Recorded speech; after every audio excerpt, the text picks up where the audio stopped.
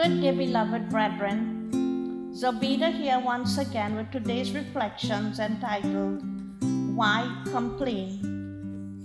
There was once a group of people who complained repeatedly about the same situation, but did nothing to rectify the matter. One day, an elderly gentleman who had listened to their complaints time and time again thought that he would teach them a lesson. He walked amidst the group and loudly began to tell a hilarious joke. Everyone laughed non-stop. After it got quiet, he told the joke again, but only a few people laughed. Then he told the joke again for the third time, but nobody laughed. He then said, "Did you not see what just happened? You keep complaining about the same thing over and over again, but do nothing to rectify the situation. You are just wasting your time and energy, since your problem has now become outdated and stale, just like my joke." Beloved, other than finding fault and complaining, find a remedy. Be a part of the solution other than adding to the problem. It is said that grumbling and complaining is a disease that will eventually kill us unless we make every effort to rectify the situation.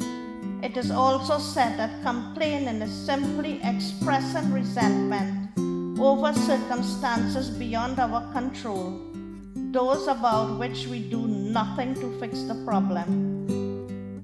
Does complaining please God in any way? In Numbers chapter 11 verses 1 it says, "Now when the people, that is the children of Israel, complained, it displeased God and aroused his anger." We often complain because we forget about God's goodness and his love. We do not hold fast to his promises. In the book of Exodus, the people of Israel chose to complain instead of praising and worshiping a God who had just so miraculously delivered them from the land of bondage and slavery and from the whipmaster's cruel hand. Lamentations chapter 3 verses 39 to 40 says, "Why then should we murmur and complain when punished for our sins? Let us instead examine ourselves and repent and turn again to the Lord." Beloved, please bear in mind that there are always consequences for our actions.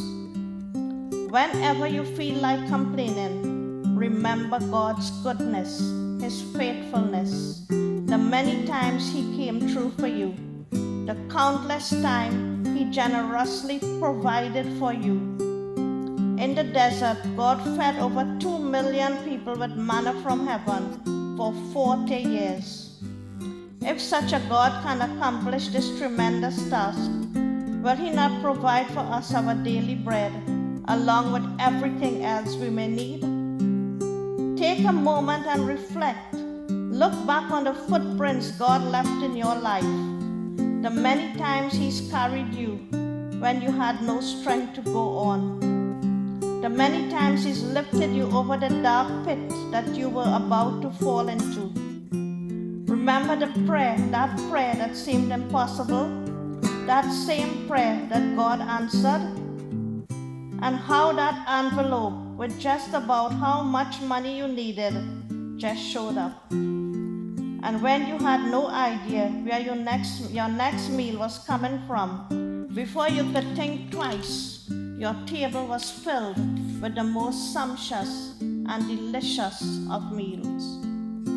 Yes, beloved, we so often complain when salvation has been handed to us on a silver platter. Isaiah 53 tells us, Jesus came in loving kindness, yet we despised and rejected him. He endured the suffering that should have been ours, the pain we should have borne. He was pierced for our faults, crushed for our sins. On him lay the punishment that brought us peace, and by his stripes we are healed. Yes, we had all gone astray like sheep, each taken his own way, and God burdened him with the sins of all of us. Yet, though harshly dwelt with, he humbly bore it all, never opening his mouth, like a lamb that is led to the slaughter, like a sheep dumb before its shearers, never opening its mouth. Yes, beloved, Jesus endured pain beyond any pain imaginable, torture and torment so agonizing, it is beyond anything we can fathom, though he had done no wrong, and there was no perjury in his mouth. And because he endured for us what we could not do for ourselves, today we can say with utmost assurance, O death, where is thy sting? O grave, where is thy victory? For my risen Lord has conquered death, hell, and the grave. And so I most surely acclaim, O victory, sweet victory, in Jesus, my Savior, forever and ever. And Lord, it is so precious to know that you are thinking about me constantly.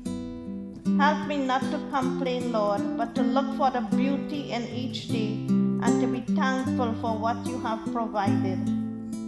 Thank you, Lord, for your unspeakable love. And so may Almighty God bless you, my beloved brethren. May health, peace, and happiness be sure to ring your doorbell today. And may your hearts be eager to open and receive them. Be blessed, my beloved brethren, and do have a wonderful and an awesome day. God bless you.